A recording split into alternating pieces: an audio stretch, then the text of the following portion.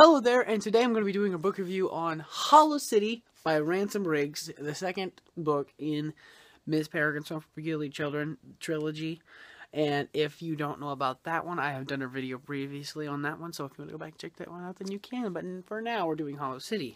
Okay, and before we get to summaries and that kind of thing, it is going to be spoilery towards the end of it. But I'm going to give you a warning before I do the spoilery stuff. We start out with our friend Jacob Portman and all of his friends, and we go right into the story as soon as the last book ended, which they are, it's after the big fight scene. Then we go into some woods areas, we go across the ocean, we go in some woods, find some people, do some things.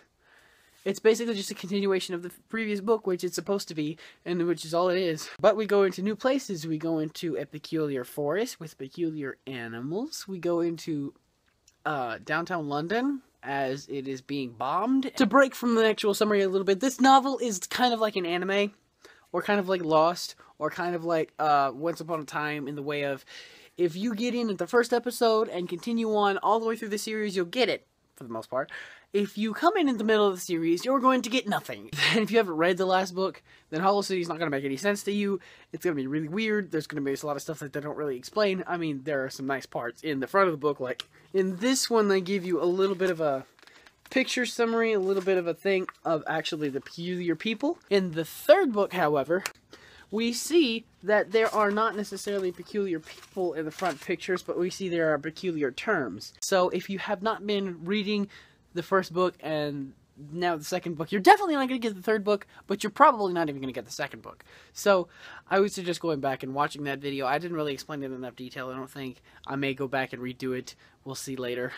I may wait a year and then take all my old videos down and then redo them again in a better way, because all of these books deserve really good reviews, and I've kind of been lazy in that front, so we'll see how this goes. But anyway, yes, it's basically just a continuation of the story. Now we get to the spoiler parts, because I really need to explain it in detail, or I'm gonna go crazy. Okay, since we are in spoiler mode, now I can tell you exactly what I wanted to tell you, which is, after the end of the last book, where Miss Peregrine had just been rescued from the Whites in the submarine by Emma and Jacob, they are now reunited with all of their group. They are figuring out how to take care of Miss Peregrine, how to break her back into a human, and how to basically go back to another island somewhere and make another loop, and stay stable and stay safe. I will eventually learn English as my first language. After all of that happens, they go into the woods, they run into some whites, they run into some more peculiars, they run into a caravan of Roma people, which I have been told it is a very demeaning term, but the only way I can make you, I think it's the only way that I can really convey the point. They have been previously called gypsies, but I've been told by several people who are Roma descent that they prefer the term Roma people or something of the like. Basically, if you're talking to anybody that has this kind of problem, ask them what they would rather be called, and call them by that, please, because that's a nice thing to do. That's the actual right thing to do, so please. Anyway, continuing on. They run into these people that have had experience with peculiars in the past, because they have both been social outcasts for basically ever, and they are kind of kindred spirits in that way. They've had dealings in the past, generations and that kind of thing, and they have had peculiar animals in their group. After they come out of the woods, they do find another time loop. This particular time loop has a bunch of peculiar animals in it, and I think it's wonderful, because there's a dog that talks, and he's super old English, highfalutin society kind of dog. His name is Addison. He's like a old English bulldog type thing. He's got a pipe, he's got glasses, and it's wonderful, and I love him. And I burped a little bit. I'm sorry for that. I apologize. And Jacob has his abilities increased, apparently, after using them. It's kind of like stretching a muscle, working a muscle. It's kind of improving, and it's like he's able to point in the direction his gut tells him which direction the hologas is coming from. They go and they try and find Mrs. Wren, who is another Imbrin. I'm pretty sure it's pronounced Imbrin, as far as I can tell. They go and try to find Mrs. Wren, because she is the only Imbrin that has not been taken by the Whites and by their cronies, and it is, it's intense. It's a long story. And at the very end of this book, super spoiler coming up, the bird that has been traveling with them, super spoiler, don't listen if you don't want to hear. The bird that has been traveling with them is in fact not Miss Peregrine. It is in fact her brother, Jack. And her brother, who has named himself Call, Caul, has decided that he was going to infiltrate their trust and become the one that they put their trust into, and he infiltrates. Anyway, spoiler over. On to some critical analysis, because that was another freaking long summary that I'm going to try and cut down a lot. But anyway, continuing. I have but one criticism of this book, and it is of the third book as well, but I'll get to that when I'm finished with it. I'm only about halfway through the third book. And this particular book, it handles the photographs differently than it did the first book. The first book introduced the photographs as if they were actual things, like Jacob would be rifling through a box of old photographs, and it would show you the photographs that he was seeing and he was talking about. And it was just like, oh, they're photographs. There was a person there that took a picture, and this picture is the one that Jacob is seeing. But in the second book and in the third book, it is, they describe a scene, and then they show a photograph to describe it. And there was no person there mentioned taking a picture.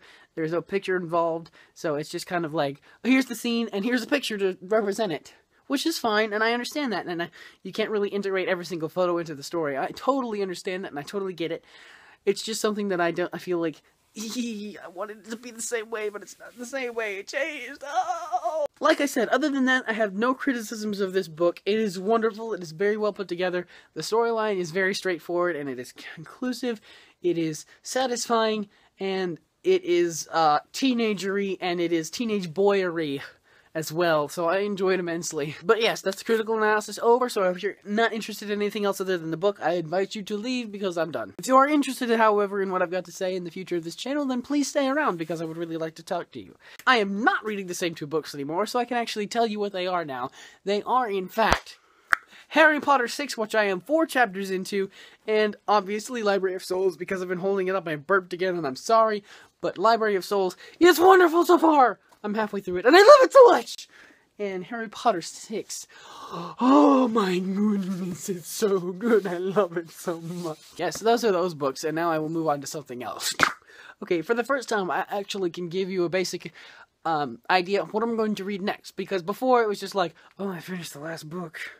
I gotta find a new one, What's the next one? And I got all of these books here on my to-read list. So it's just like, I know what I want to do. But now, something has come in the mail in the last couple of weeks that is a great interest to me, personally. And it is this book right behind me. It is First and Then by Emma Mills.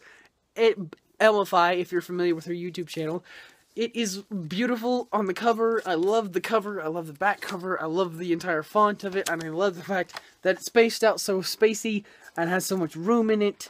I love Emmify. I love her videos, and I would think that this would be an amazing book. And T. Michael Martin seems to think it's funny and wonderful, and it's awesome. So yeah, here we go. I don't know why I said here we go, but anyway, here we go! The first thing that you will notice is that I put up this terrible bunting because I wanted to make some bunting and put it up because I felt like being crafty, and I didn't want to go to the store and buy any. And I also put here, "This star won't go out," just to remind myself, don't forget to be awesome. Now to explain my absences. My absence on Monday was something that is regrettable, but at the same time, I did say it was an optional day, so didn't feel too bad about it. Thursday, however, was supposed to be my rock hard solid day, and that day was just so entirely busy that I literally did not have an extra minute to spare to try and make this video. That is basically all I have to say about my absences. I intend to be here from now on every Thursday specifically, and if I can on Mondays, then I will. And if I can write a song and have one up on Sundays, then I will, but they're not solid things that are going to be every single week. Hopefully Thursdays will be every single week. Anyway, that's all I've got for you, so I will see you in the next video with the next book. Goodbye.